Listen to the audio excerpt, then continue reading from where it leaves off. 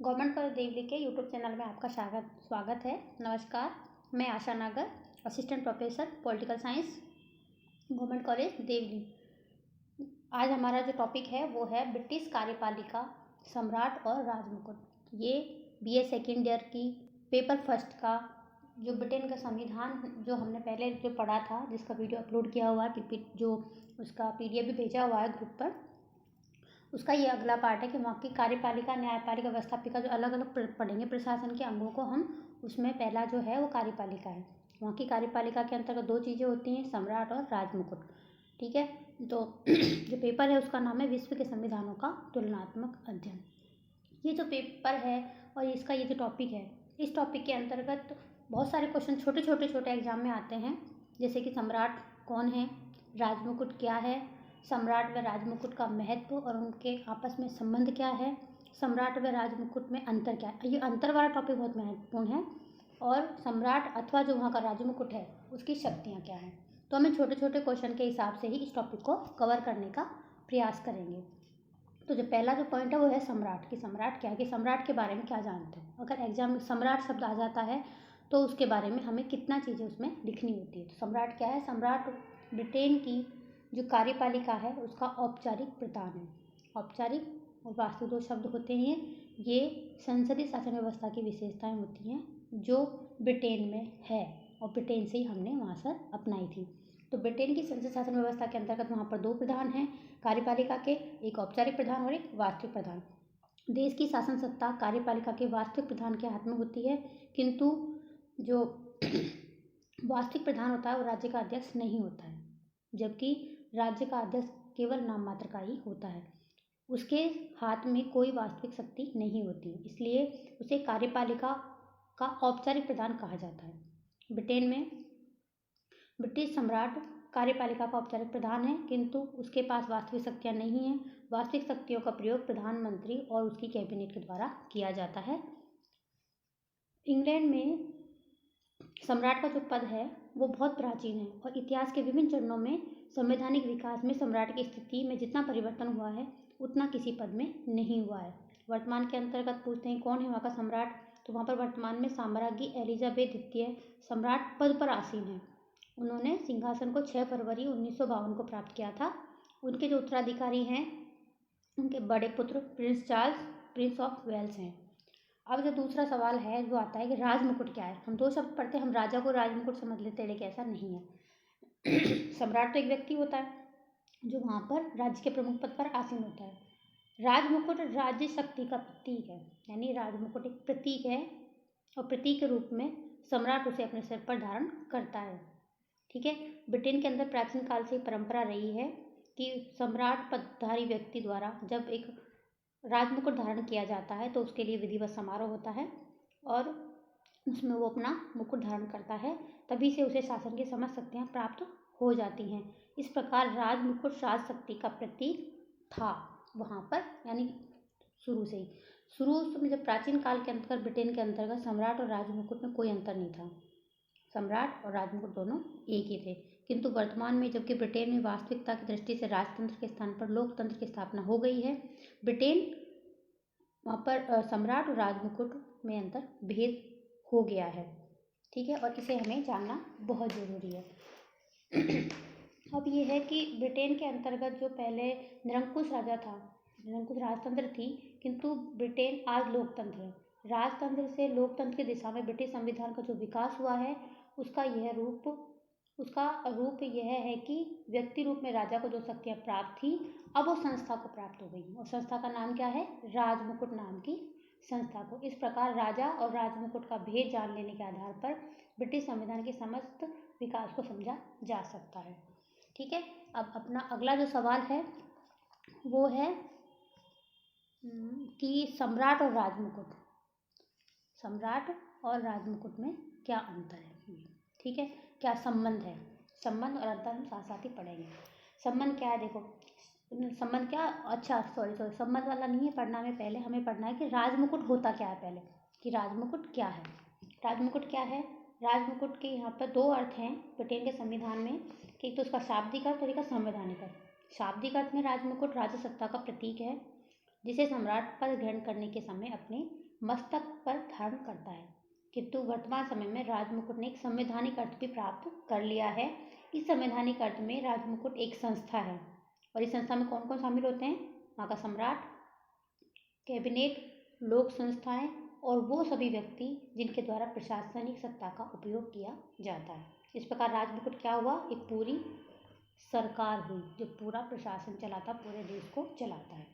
अब अगला आता है का संबंध।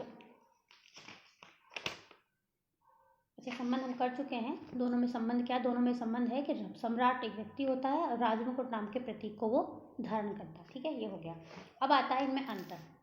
जो मेन इंपॉर्टेंट है वो है अंतर। अंतर क्या है? तो हमने इनको 4 पॉइंट में डिवाइड किया है अंतरों को। चाहो तो आप इसको टेबल बना के भी लिख सकते हो, चाहो उसको ऐसे लिख सकते हो। तो पहला अंतर है कि सम्राट एक व्यक्ति है। हमें पता लग गया, इतना तो हम जान ही गए कि सम्राट एक व्यक्ति है और राजमुकुट क्या है? एक संस्था है। सम्राट एक व्यक्ति होता है जो एक विशेष समय पर राजपद पर आसीन होता है, यानी सिंहासन पर आसीन होता है। इसके विपरीत राजमुकुट एक संस्था है।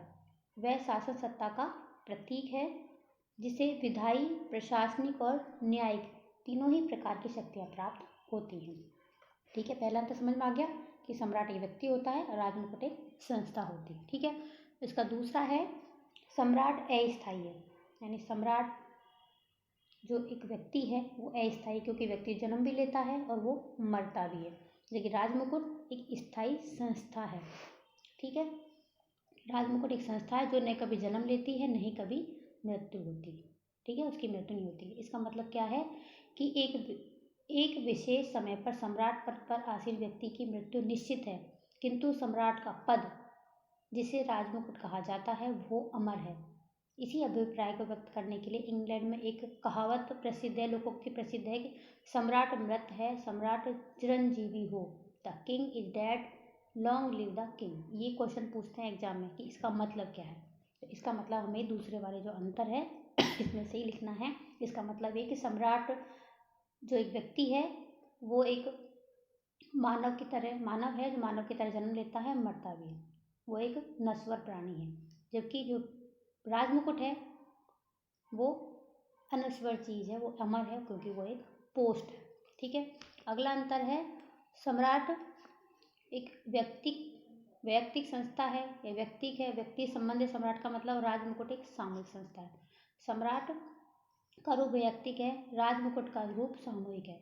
राजमुकुट की शक्तियों का प्रयोग एक व्यक्ति द्वारा न होकर अनेक व्यक्ति द्वारा होता है। अतः राजमुकुट का रूप सामूहिक है तथा शक्ति का प्रयोग करने वाले इस समूह में संसद, मंत्रिमंडल, लोक सेवा के सदस्य शामिल होते हैं, जबकि राजमुकुट का अकेला एक व्यक्ति होता है। और इसमें लास्ट अंतर है वो है कि वास्तविक प्रशासन के अंतर्गत सम्राट की शक्तियाँ बिल्कुल भी नहीं है, यानी शक्तिहीन है। राजमुकुट शक्तिशाली है। ठीक है,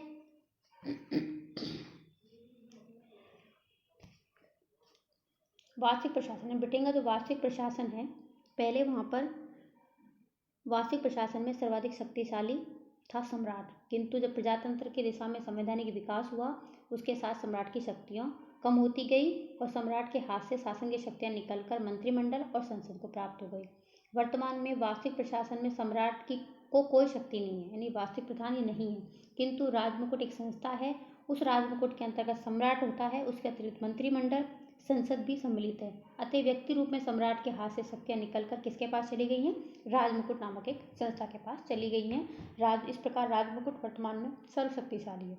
इसी कारण ब्रिटेन में कहावत प्रचलित है कि जैसे जैसे प्रजातंत्र का विकास होता है राजमुकुट की शक्तियाँ बढ़ जाती हैं। यानी राजतंत्र प्रजातंत्र की तरफ जो विकास कर रहा है ब्रिटेन, उससे वहाँ के राजमुकुट की शक्तियाँ बढ़ी हैं, वहाँ के सम्राट की शक्तियाँ कम हुई हैं।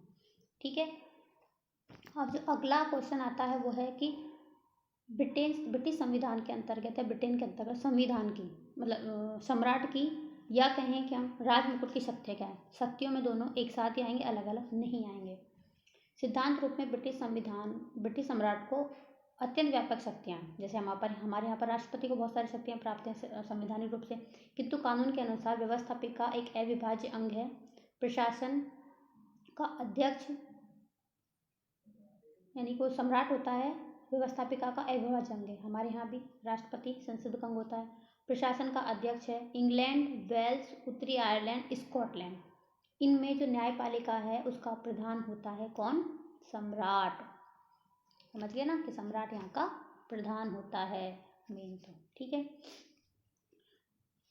समस्त सैन्य शक्तियों का वो नियंता होता है, सेम हमारे राष्ट्रपति की तरह। मतलब हम जब भी हम ब्रिटेन का संविधान पढ़ेंगे तो हमें आधी सी चीज़ें हमारे संविधान की भी याद हो जाएंगी, या हमें ये पता लग जाएगी हमारे संविधान में हमने ये चीज़ें कहाँ से लिए, वहाँ से लिए, तो वहाँ की व्यवस्था क्या है।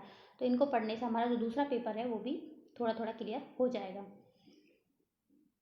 समस्त सैन्य शक्तियों उसके पास हैं। चर्च का भी वो अध्यक्ष है, ठीक है। उसे ब्रिटिश राज्य का मानवीकृत रूप कहना अनुचित न होगा, मानिए कि वहाँ का ब्रिटिश जो राज है उसका एक मानवीकृत रूप है कौन? सम्राट।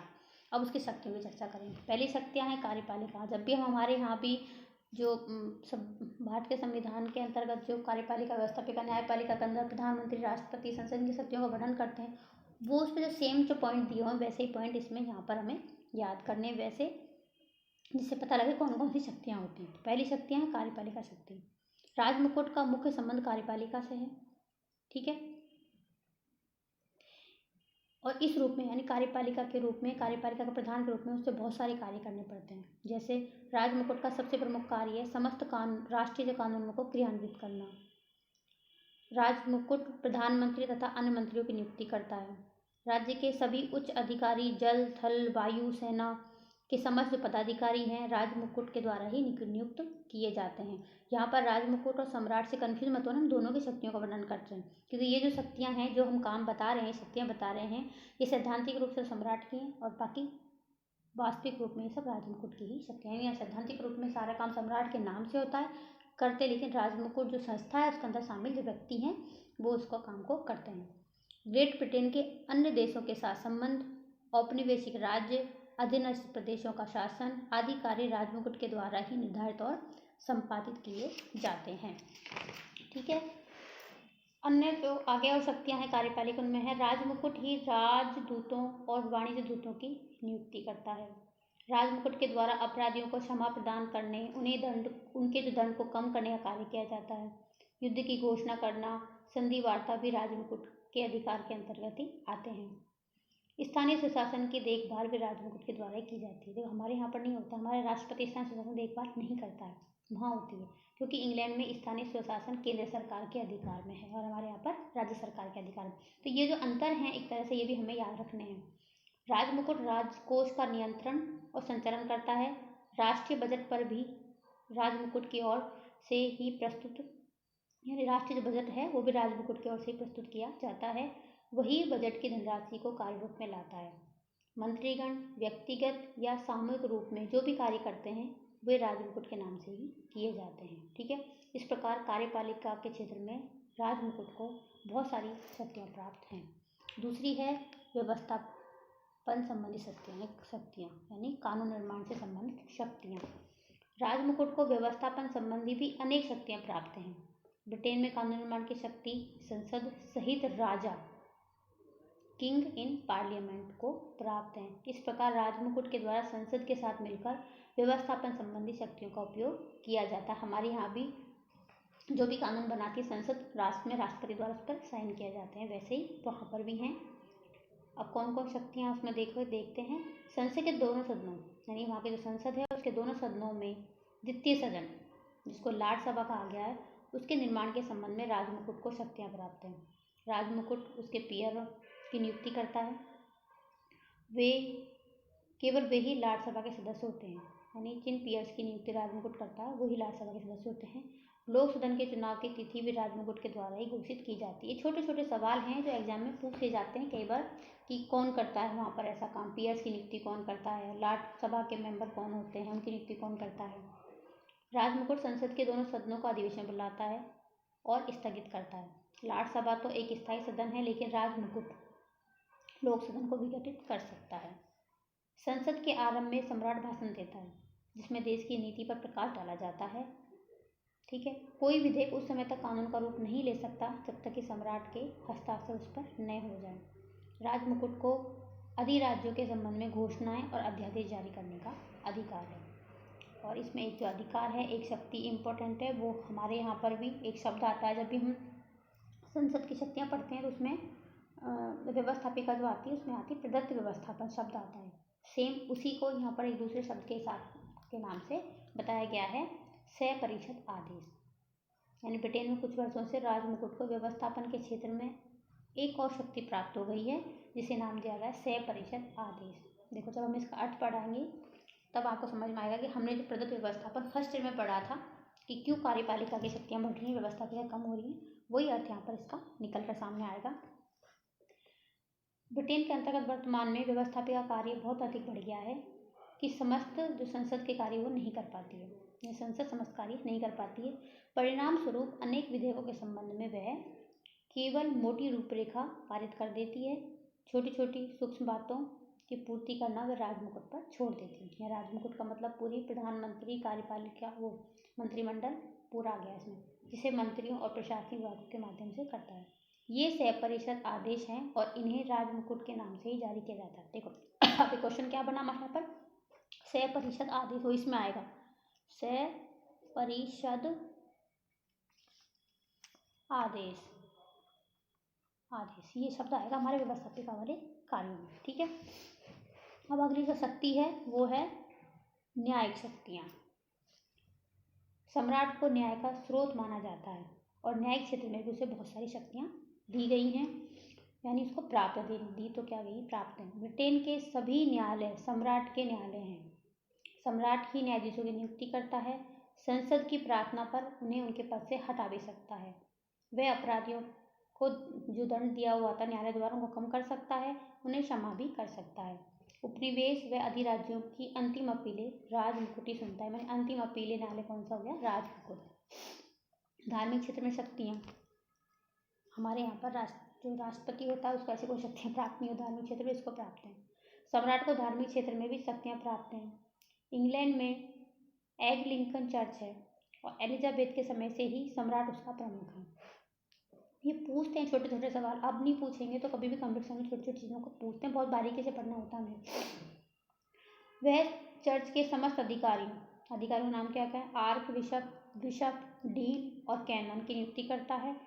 सम्राट कैंटरबरी और यार्क के धार्मिक सम्मेलन बुलाता है और इन सम्मेलनों द्वारा पारित नियमों पर सम्राट के हस्ताक्षर उसी प्रकार आवश्यक हैं जिस प्रकार संसद द्वारा पारित विधेयकों पर उसके हस्ताक्षर जरूरी हैं। 1919 से चर्च के प्रबंध के लिए एक नेशनल असेंबली नामक संस्था की स्थापना हो गई है और इस सभा द्वारा पारित नियमों पर भी राजमुकुट की अंतिम स्वीकृति आवश्यक है। यानी कि चर्च के प्रबंध करने की संस्था बनाई हुई है, लेकिन वो कोई भी नियम बनाएगी उसके लिए उसको राजमुकुट की स्वीकृति लेनी पड़ती है।